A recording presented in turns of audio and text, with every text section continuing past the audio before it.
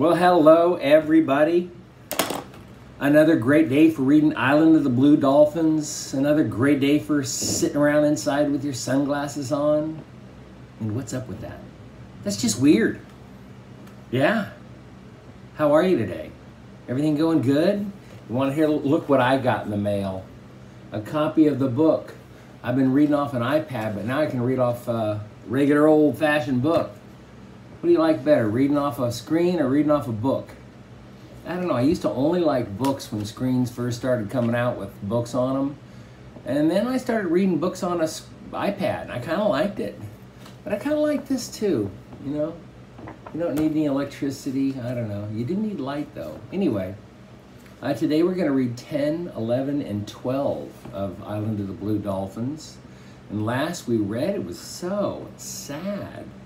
I remember a ship with 2 white sails came, and it turned out they had heard, Kimco told them they were on the island, and these white guys in a boat came and said, "We're all taking you to where Kimco is."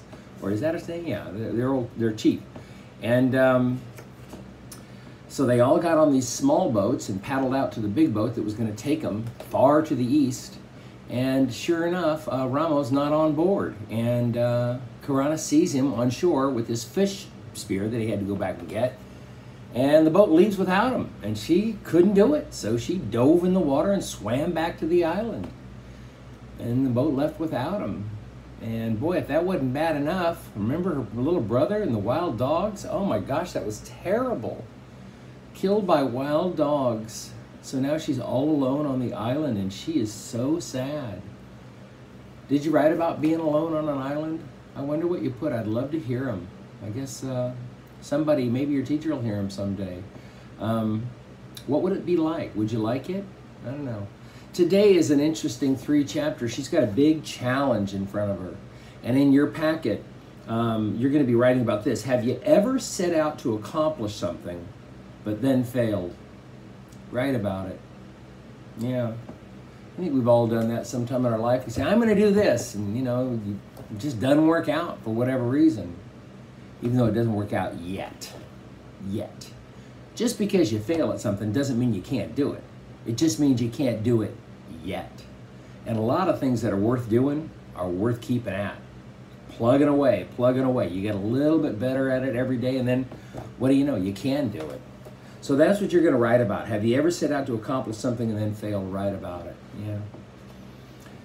Yeah, and they also ask about simile. You remember what a simile is? It's metaphoric language or figurative language. Figurative, you know, it doesn't mean it literally, like actually that. It means it, you know, symbolically, figuratively.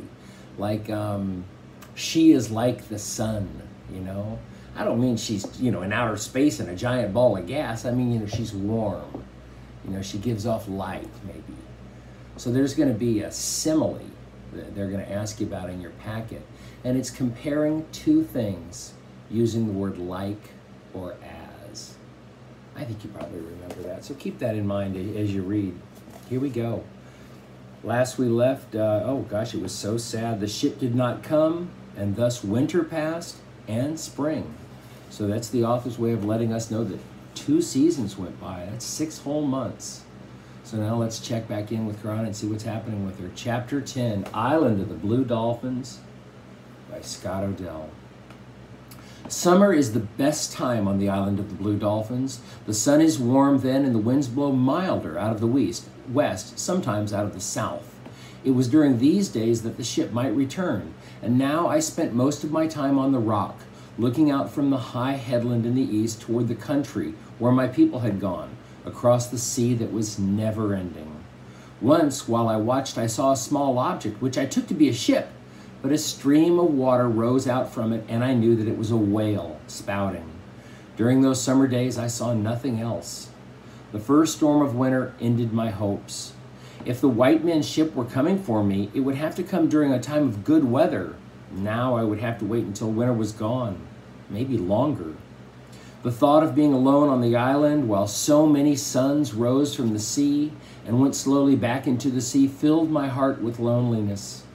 I had not felt so lonely before because I was sure that the ship would return, as Matasiap had said it would. Now my hopes were dead. Now I was really alone. I could not eat, nor could I sleep without dreaming terrible dreams. The storm blew out of the north, sending big waves against the island, and winds so strong that I was unable to stay on the rock. I moved my bed to the foot of the rock, and for protection kept a fire going throughout the night.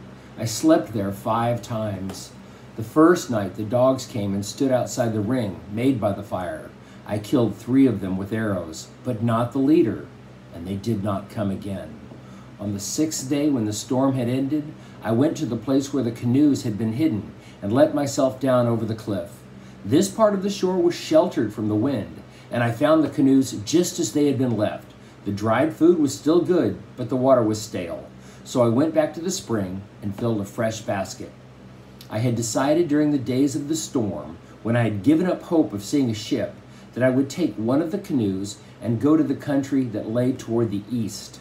I remembered how Kimki, before he had gone, had asked the advice of his ancestors who had lived many ages in the past and who would come to the island from that country, and likewise the advice of Zuma, the medicine man, who held power over the wind and seas.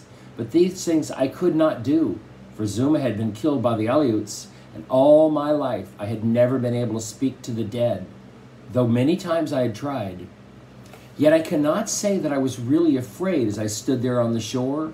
I knew that my ancestors had crossed the seas in their canoes, coming from that place which lay beyond. Kimki too had crossed the sea, but I was not nearly so skilled with canoe as these men, and I must say that whatever might befall me on the endless waters did not trouble me. It meant far less than the thought of staying on the island alone, without a home or companions, pursued by the wild dogs, where everything reminded me of those who were dead and those who had gone away. Of the 4 canoes stored there against the cliff, I chose the smallest, which was still very heavy because it could carry 6 people. The task that faced me was to push it down the rocky shore and into the water, a distance of 4 or 5 times its length. This I did by removing all the large rocks in front of the canoe. Then I filled in all these holes with pebbles, and along the path laid down long strips of kelp, it's like seaweed, making a slippery bed. The shore was steep, and once I got the canoe to move with its own weight, it slid down the path and into the water. The sun was in the west when I left the shore. The sea was calm behind the high cliffs. Using the 2-bladed paddle, I quickly skirted the south part of the island. As I reached the sand spit, the wind struck. I paddled from the back of the canoe because you can go faster kneeling there, but I couldn't handle it in the wind. Kneeling in the middle of the canoe, I paddled hard and did not pause until I had gone through the tides that run around the sand spit. There were many small waves, and soon I was wet, but I came out from behind the spit. The spray lessened and the waves grew long and rolling. Though it would have been easier to go the way they slanted, this would have taken me in the wrong direction. I therefore kept them on my left hand, as well as the island, which grew smaller and smaller behind me. At dusk I looked back. The island of the Blue Dolphins had disappeared. For the first time in my life, I felt afraid. Wow, this is really bold of her. I mean, the ship's not coming to her, so I guess she's going to go where they went. All by herself in a canoe? This sounds dangerous. At dusk I looked back. The island of the Blue Dolphins had disappeared. This was the first time I felt afraid. There were only hills and valleys of water around me now. When I was in a valley, I could see nothing, and when the canoe rose out of it, only the ocean stretching away and away. Night fell, and I drank from the basket. The water cooled my throat. The sea was black, and there was no difference between it and the sky. The waves made no sound among themselves, only faint noises as they went under the canoe or struck against it. Sometimes the noises seemed angry, and other times like people laughing. I was not hungry because of my fear. The first star made me feel less afraid. It came out low in the sky, and it was in front of me toward the east. Other stars began to appear all around, but it was this one I kept my gaze upon. It was in the figure that we call a serpent, a star which shone green, and which I knew. Now and then it was hidden by mist, yet it always came out brightly again. Without this star I would have been lost, for the waves never changed. and they always came from the same direction and in a manner that kept pushing me away from the place I wanted to reach. For this reason, the canoe made a path in the black water like a snake, but somehow I kept moving toward the star, which shone in the east. This star rose high, and then I kept the North Star on my left hand, the one we call the star that does not move. The wind grew quiet, since it always died down when the night was half over. I knew how long I had been traveling and how far away the dawn was. About this time, I found that the canoe was leaking. Before dark, I had emptied one of the baskets in which food was stored and used it to dip out the water that came over the sides. The water now moved around my knees and was not from the waves. I stopped paddling, and I worked with the basket until the bottom of the canoe was almost dry. And then I searched round, feeling in the dark along the smooth panels, and found the place near the bow, that's the front, where the water was seeping through a crack as long as my hand and the width of a finger. Most of the time it was out of the sea, but it leaked whenever the canoe dipped forward in the waves. The places between the plank were filled with black pitch, which we'd gathered along the shore. Lacking this, I tore a piece of fiber from my skirt and I pressed it into the crack, which held back the water. Dawn broke in a clear sky, and as the sun came out of the waves, I saw that it was far off on my left. During the night, I had drifted south of the place I wished to go, so I changed my direction and paddled along the path made by the rising sun. There was no wind on this morning, and the long waves went quietly under the canoe. I therefore moved faster than during the night. I was very tired, but more hopeful than I'd been since I left the island. If the good weather did not change, I would cover many leagues before dark. Another night and another day might bring me within sight of the shore toward which I was going. Not long after dawn, I was thinking of this strange place and what it would look like. The canoe began to leak again.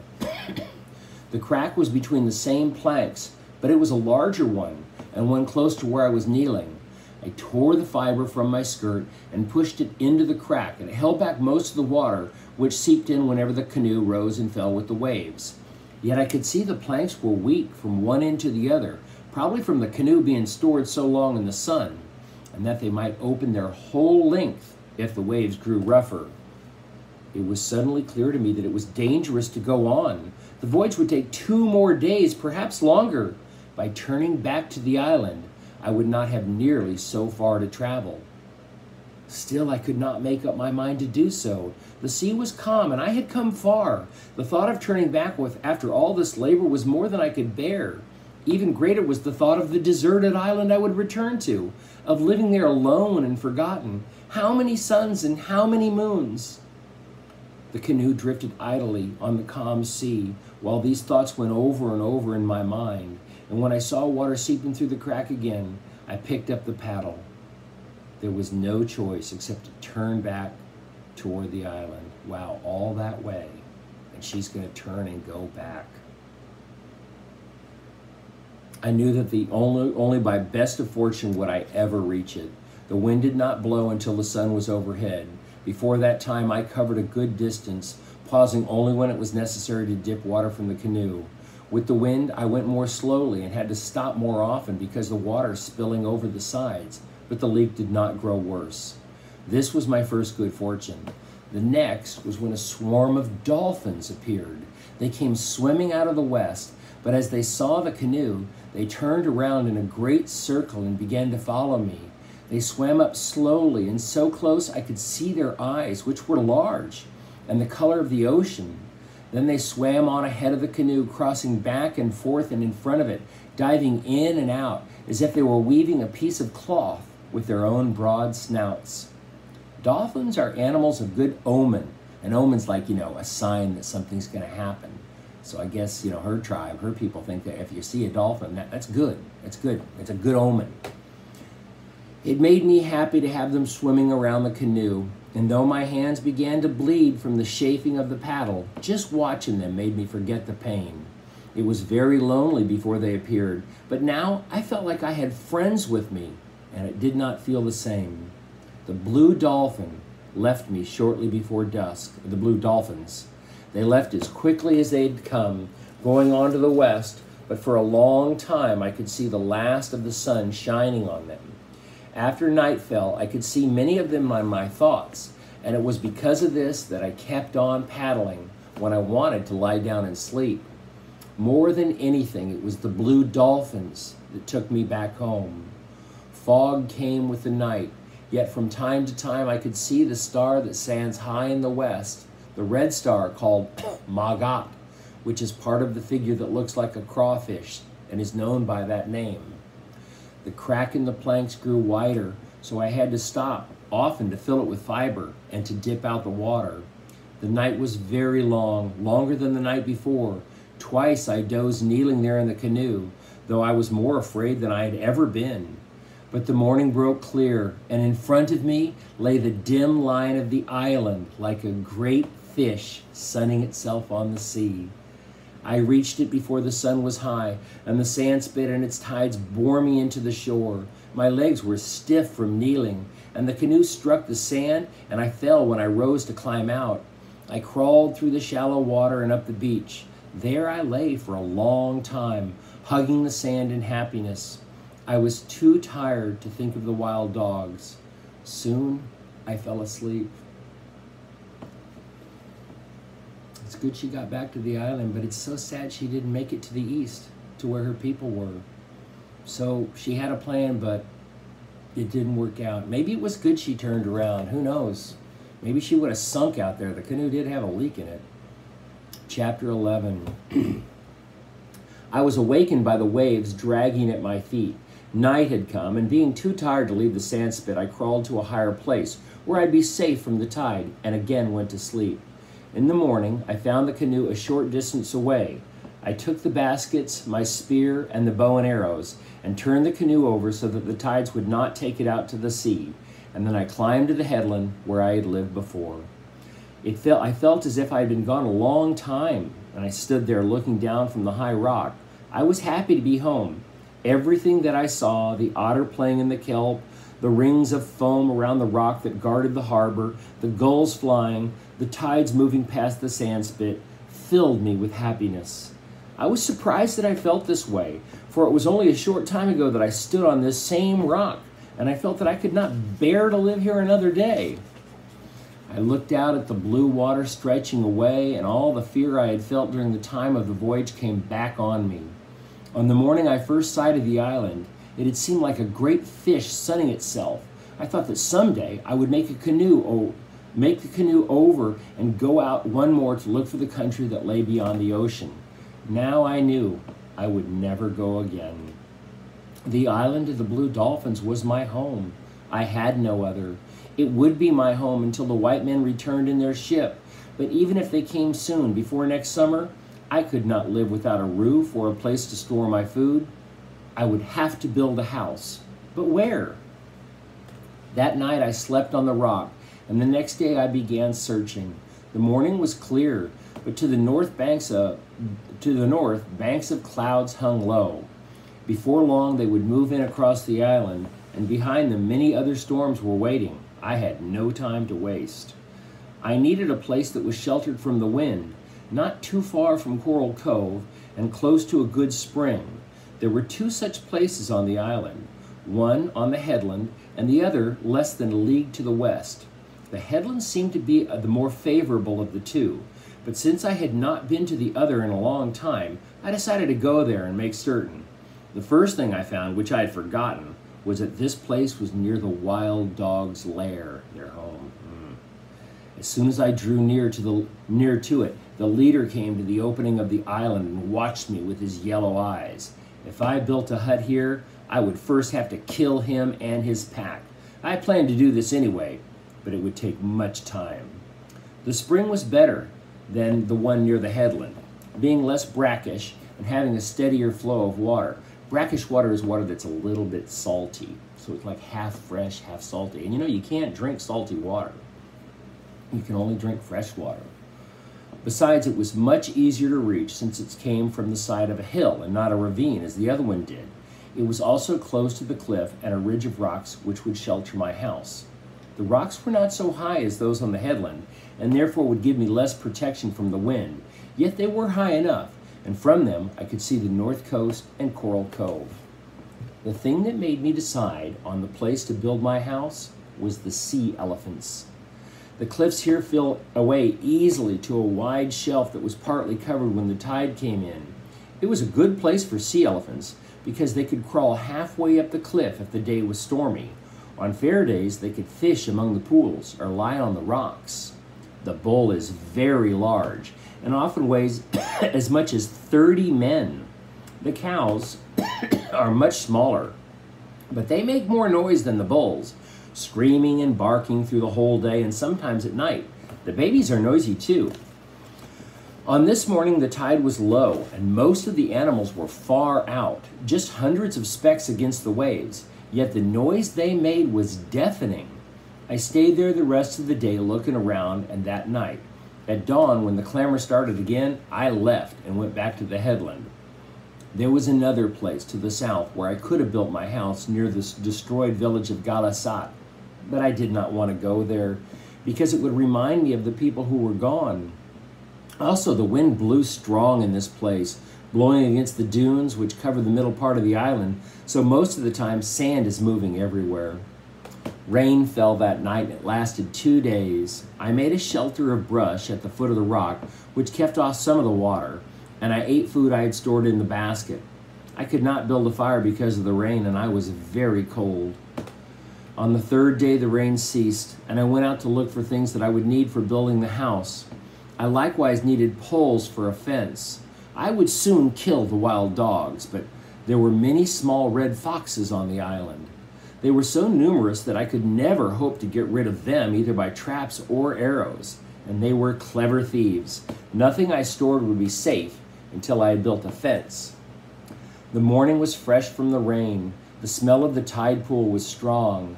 Sweet odors came from the wind grasses and ravines and from the sand plants on the dunes. I sat as I went down the trail to the beach, along the beach to the sand spit. I felt that the day was an omen of good fortune. It was a good day to begin my new home. That was the end of chapter 11. She's back on the island. I think she's kind of resigned. I mean, she's given up hope of ever leaving. She's going to build a house. Chapter 12. Many years before, 2 whales had washed up on the sand spit. Most of the bones had been taken away to make ornaments, but the ribs were still there, half buried in the sand. These I used in making the fence. One by one, I dug them up and carried them to the headland.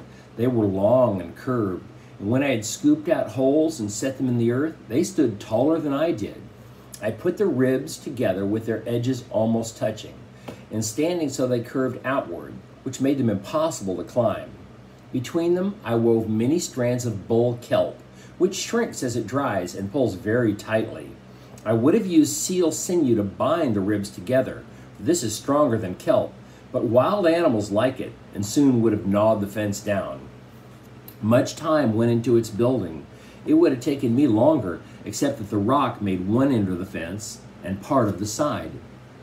For a place to go in and out, I dug a hole under the fence, just wide and deep enough to crawl through.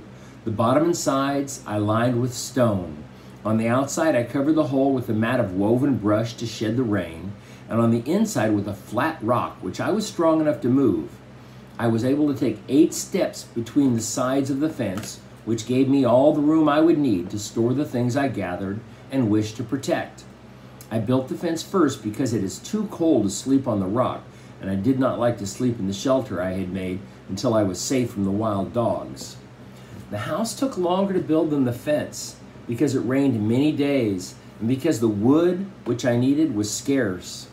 There was a legend among our people that the island had once been covered with tall trees.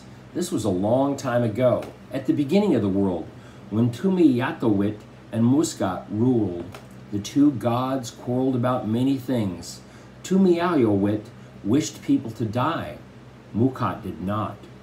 Tumiyatowit angrily went down to another world under this world, taking his belongings with him. So people die because he did. In that time there were tall trees, but now there was only a few in the ravines, and these were small and crooked. It was very hard to find one that would make a good pole. I searched many days, going out early in the morning and coming back at night before I found enough for the house. I used the rock for the back of the house, and in the front I left open since the wind did not blow from this direction. The poles I made of equal length, using fire to cut them as well as a stone knife, which caused me much difficulty because I had never made such a tool before. There were 4 poles on each side set in the earth, and twice that many for the roof. These I bound together with sinew and covered with female kelp, which has broad leaves. The winter was half over before I finished the house, but I slept there every night and felt secure because of the strong fence. The foxes came when I was cooking my food and stood outside gazing through the cracks, and the wild dogs also came gnawing at the whale ribs, growling because they could not get in. I shot 2 of them, but not the leader. While I was building the fence and the house, I ate shellfish and perch, which I cooked on a flat rock. Afterwards, I made 2 utensils, it's like a knife and a fork. Along the shore, there were stones that the sea had worn smooth. Most of them were round, but I found 2 with hollow places in the center, which I deepened and broadened by rubbing them with sand. Using these to cook in, I saved the juices of the fish, which are good and were wasted before. For cooking seeds and roots, I wove a tight basket of fine reeds, which was easy because I'd learned how to do it from my sister Ula. After the basket had dried in the sun, I gathered lumps of pitch on the shore, softened them over the fire, and rubbed them on the inside of the basket so it would hold water. By heating small stones and dropping them into a mixture of water and seeds in the basket, I could make gruel. It's kind of like oatmeal. I made a place for fire in the floor of my house, hollowing it out and lining it with rocks. In the village of the Galasat, we made new fires every night, but now I made 1 fire which I covered with ashes when I went to bed. The next night I would remove the ashes and blow on the embers. In this way I saved myself much work. There were many gray mice on the island, and now that I had food to keep from one meal to the other, I needed a safe place to put it. On the face of the rock, which was the back wall of my house, were several cracks as high as my shoulder. These I cut out and smoothed to make shelves where I could store my food, and the mice could not reach it. By the time winter was over and grass began to show green on the hills, my house was comfortable. I was sheltered from the wind and rain and prowling animals. I could cook anything I wished to eat. Everything I wanted was there at hand. Wow, she's pretty smart and hardworking. It was now time to make plans for getting rid of the wild dogs, which had killed my brother and would kill me as soon as they ever could come across me unarmed. I needed another and heavier spear, also a larger bow and sharper arrows. To collect the material for these weapons, I searched the whole island, taking many suns to do it. This left only the nights to work on them. Since I could not see well by the dim fire I used for cooking, I made lamps of the dried bodies of little fish, which we call sai-sai. The sai-sai is the color of silver, not much bigger than a finger. On nights when the moon shines full, these little fish come swimming out of the sea in schools so thick that you could almost walk on them. They come with waves and twists and turn on the sand as if they were dancing. I caught many basketfuls of sai-sai, and I put them in the sun, hung them up by their tails from the poles of the roof. They made much odor, but burned with a very clear light. I made bows and arrows first, and was pleased when I tried them, that I could shoot farther and much straighter than I had before. The spear I left to the last. I wondered, as I smoothed and shaped the long handle and fitted a stone collar around the end to give both the spear weight and to hold the spear point, if I could make this point the way the men of our tribe did, from the tooth of an elephant seal. Many nights I thought about it, wondering how I could possibly kill one of these great beasts. I could not use a net of kelp because that needed the strength of several men. Nor could I remember that a bull elephant had never been killed with an arrow or a spear. Only after they had been caught in a net were they killed, and then with a club. We killed many cows for their oil using spears, but the teeth were not large. How would I do this? I did not know. And yet the more I thought about it, the greater my determination to try. For there was nothing to be found on the island that made such good spear points as the tusk-like teeth of the bull sea elephant. And that ends chapter 12. So she's going to need to kill a male sea elephant to get its tusk, to get a spear. And she's going to use that spear, of course, to kill the dogs. How is she going to do it? This girl doesn't give up. Just does not give up. Well, I hope you're making good progress with your packet. And again, one of the things you're going to write about is, have you ever set about to accomplish something but then failed? Write about it. And remember, just because you failed at something once doesn't mean you shouldn't give up. Try again. That's what they say, right? All right, my friends, have a great rest of your day, and I will see you next time. Adios, my friends.